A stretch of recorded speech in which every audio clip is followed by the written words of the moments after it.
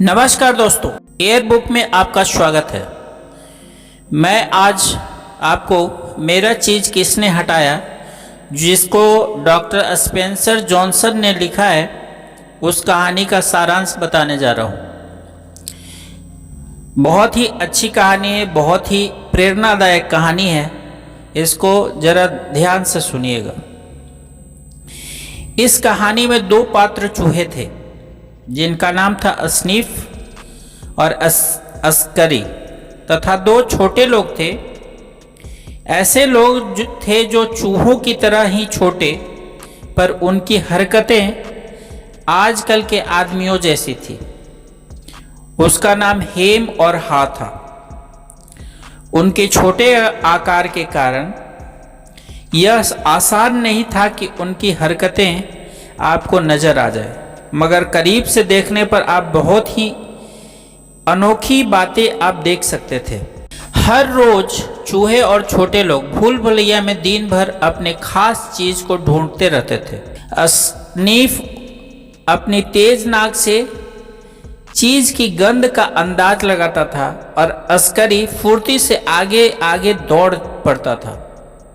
जैसा कि आप समझ सकते हैं, वे कई बार भूल भुलैया में गुम हो जाते थे, रास्ता भटक जाते थे, गलत दिशा में चले जाते थे और अक्सर दीवार से टकरा भी जाते थे। स्नीफ और स्नीकर हर रोज जल्दी उठते थे और भूल भुलैया में दौड़ लगाते थे, पर वे हमेशा एक ही रास्ते पर चला करते थे।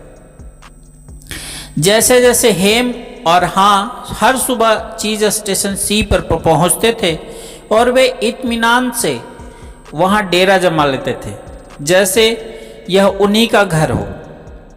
वे अपने जॉगिंग सूट लटका देते थे, अपने दौड़ने के जूते को दूर फेंक देते थे और अपने स्लीपर्स पहन लेते थे। जबकि उन्हें चीज मिल गया था, वे बड़ा आराम तलब होते जा रहे थे। कुछ समय बाद हेम और हाँ चीज स्टेशन सी में रखे चीज को अपना समझने लगे। यहाँ चीज इतना ज़्यादा था कि उन्होंने अपने घर भी पास में ही बना लिया था और उनके चारों तरफ अपनी सामाजिक जिंदगी का खाका खींच लिया था। यहाँ पर ज़्यादा घरेलू माहौल बनाने के लिए हेम और हाँ ने दीवारों को कहावतों से सजाना चालू कर दिया। आपके पास चीज हो तो आप बहुत खुश रहते हैं। कई बार हेम और हाँ अपने दोस्तों को चीज स्टेशन सी में ले जाते थे और उन्हें चीज का ढेर सारा घमंड दिखाकर ये कहते थे कि कितना बढ़िया चीज है ना। कई बार वे अपने दोस्तों को चीज खिलाते थे और कई बार वे ऐसा नहीं करते थे। उनके बाद हेम सो गया, जैसा कि वह अक्सर करता था। हर रात को छोटे लोग भरपेट चीज खाकर अपने घर लौट जाते थे और सुबह वे ज्यादा चीज खाने के लिए भरोसे के साथ वापस चीज स्टेशन पर पहुंच जाते थे। हेम चीखते हुए कुछ कह रहा था, पर हाँ उसकी बातें नहीं सुनना चाहता था। वह अपने सामने बड़ी खड़ी समस्या का सामना नहीं करना चाहता था, इसलिए उसने अपनी आंख और कान बंद कर लिए थे। चीज ढूंढना छोटे लोगों के लिए वह हासिल करने का तरीका था जिसे वे अपनी खुशी के लिए जरूरी मानते थे। अपनी पसंद के हिसाब से उन्हें पता था कि चीज का उनके लिए क्या मतलब है। कुछ के लिए चीज हासिल करने का मतलब ऐशो आराम की वस्तुएं पाना हो सकता है। कई लोग के लिए यह अच्छी सेहत का लाभ उठाना हो सकता है। कईयों के लिए यह अच्छे होने का आत्मिक अनुभव हासिल करना हो सकता है। हाँ के लिए चीज का मतलब था सुरक्षित अनुभव करना, एक दिन अपना छोटा सा प्यारा सा परिवार होना और चेट्स लेन के आरामदेह बंगले में रहना। हेम के लिए चीज अब एक बड़ा चीज बनता जा रहा था, जो उसे बाकी लोगों का बॉस बनाएगा। लेकिन हालत जरा भी नहीं बदले थे। अब चीज भी वहां नहीं था। छोटे लोग समझ नहीं पा रहे थे कि क्या किया जाए। हेम और हाँ पत्थर की मूर्तियों की तरफ बिना हिले डुले वहीं खड़े रहे। हाँ ने अपनी आंखें कस करके बंद कर ली और अपने कान पर हाथ रख लिया। वह कुछ भी देखना, सुनना, समझना नहीं चाहता था। वह यह भी नहीं चाहता था कि चीज की मात्रा लगातार कम होती जा रही थी। उसे लग रहा था कि चीज एकदम हटा लिया गया हो। हेम ने बार बार परिस्थिति का विश्लेषण किया। आखिरकार उसका विश्वास तंत्र से भरा हुआ जटिल दिमाग काम करने लगा। उन्होंने मेरे साथ ऐसा क्यों किया? और अगर ऐसा होना ही था तो हमें कम से कम कुछ फायदा तो मिलना ही चाहिए था। हमें फायदा क्यों नहीं मिलना चाहिए? हाँ ने पूछा। क्योंकि हम इसके पात्र हैं, हेम ने दावा किया। किसके पात्र? हाँ जानना चाहता था। चीज के। क्यों? हाँ ने पूछा। क्योंकि यह समस्या हमने पैदा नहीं की है, हेम ने कहा। किसी और ने ऐसा किया है, इसलिए हमें कुछ तो मिलना ही चाहिए था।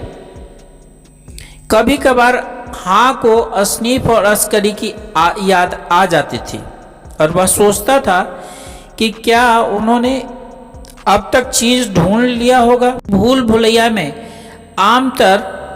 आमतौर पर कुछ अनिश्चितता तो होती ही है, पर यह भी जानता था कि अनिश्चितता केवल कुछ समय तक रहती है।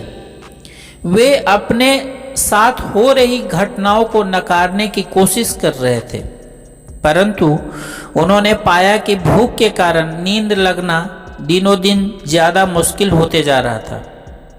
अगले दिन उसने कम ताकत बची रहती थी और वे काफी चिड़चिड़े होते जा रहे थे। हेम ने कहा, देखो अगर हम ज्यादा मेहनत करें तो हम तो यह जान लेंगे कि दरअसल कुछ भी नहीं बदला है। चीज शायद आसपास ही है, हो सकता है उन्होंने दीवार के पीछे छुपा दिया हो। हाँ इस बात पर भरोसा करना चाहता था, इसलिए वह रोज शाम को अपने घर पर आराम करने जाता था और सुबह मन मारकर हेम के साथ चीज स्टेशन सी की तरफ लौटता था। पर चीज फिर भी नहीं वापस आया। समय गुजरने लगे, उनका हाल उतना ही बुरा होते जाएगा। हाँ यह जानता था कि स्थिति पर उनकी पकड़ ढीली होती जा रही है। हाँ को दोबारा भूल भुलैया में दौड़ने का विचार आया, इसलिए पसंद नहीं आया कि क्यों उसे लगता है कि वह गुम हो जाएगा। उसे यह अंदाजा भी नहीं था कि चीज मिलेगा तो कहाँ मिलेगा। पर जब उसने देखा कि उसका डर और उसके साथ क्या कर रहा है, तो उसे अपनी बेवकूफ़ी पर हंसना भी आ रहा था। तब उसने नया चीज ढूंढने के बारे में सोचा, उन बेहतरीन वस्तुओं के बारे में सोचा जो उस चीज के साथ आएंगी। यह सोचते ही उसमें फिर हिम्मत आ गई।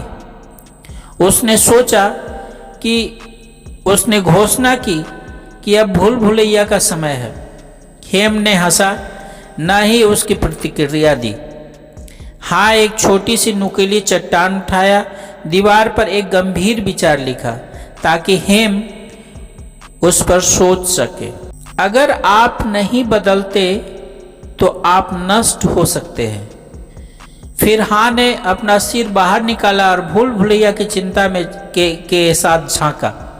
उसने सोचा कि वह किस तरह इस चीज रहित स्थिति में फंसा रहेगा।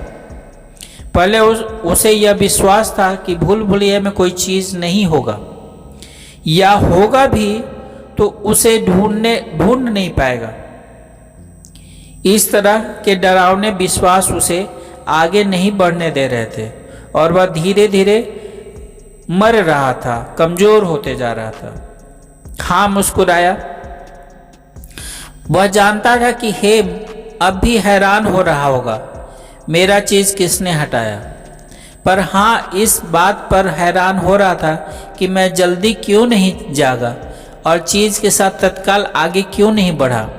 जब उसने भूल भुलैया में चलना शुरू किया तो हाँ ने पीछे पलट कर देखा उसको कोई शक नहीं कि जहाँ पर वह था वह जगह आरामदेह और जानी पहचानी थी। हालांकि कुछ समय से उसे वहाँ पर चीज़ नहीं मिला था, फिर भी अपने जाने पहचाने दायरे के लिए उसका लगाव बरकरार बना रहा। उसने एक पत्थर उठाई और दीवार पर लिखा, अगर आप डरते नहीं तो आप क्या करते। उसने इसके बारे में सोचा। जब वह अपना रास्ता खोजने की कोशिश कर रहा था तो हाँ को पहले तो यह चिंता हुई कि शायद उसने चीज स्टेशन सी पर इंतजार में काफ़ी समय गवा दिया है। उसने इतने लंबे समय से चीज नहीं मिला था कि अब कमज़ोर हो गया है। भूल भुलैया में दौड़ने में उसे पहले से ज़्यादा समय लग रहा था, पहले से ज़्यादा कष्ट भी हो रहा था। उसने फैसला किया कि अगर उसकी ज़िंदगी में फिर कभी ऐसा मौका आएगा तो वह हालात के हिसाब से खुद को ज़रूर ही बदल लेगा। इससे ज़िंदगी ज़्यादा आसान हो जाएगी। हाँ ने फिर एक कमज़ोर मुस्कुराहट के साथ सोचा, कभी नहीं से देर भली। हाँ का आत्मविश्वास अब भी पूरी तरह वापस नहीं लौटा था। उसने यह मानना ही पड़ा कि भूल भुलैया में उसे बहुत परेशानी हो रही है। पिछली बार जब वह वहाँ था तब उसे हालात बदल चुके थे। समय गुजरने के साथ साथ यह सोचने लगा कि क्या नया चीज़ खोजने की उसकी आशा पूरी हो पाएगी। उसने सोचा, कहीं उसने इतना बड़ा निवाला तो मुंह में नहीं भर लिया था जिससे वह निकल न सके। फिर वह यह सोचकर हंसा कि उसके पास इस वक्त निकलने के लिए कुछ था ही नहीं। पुराने चीज पर शायद फुफुंदी भी जमने लगी थी, हालांकि तब उसने यह इस तरफ ध्यान नहीं दिया था। फिर भी उसे यह मानना पड़ा कि अगर वह चाहता तो आगे आने वाली घटनाओं का अंदाजा लगा सकता था, परंतु उसने ऐसा नहीं किया और उसने भूल भुलैया के दीवार पर लिखा। कुछ समय बाद जब चीज ढूंढते ढूंढते काफी वक्त गुजर गया तब हाँ को आखिरकार एक बड़ा चीज स्टेशन जैसा दिखा जहां उसे चीज मिलने की उम्मीद थी। जब वह अंदर गया तो उसे निराशा ही हाथ लगी क्योंकि चीज स्टेशन खाली था।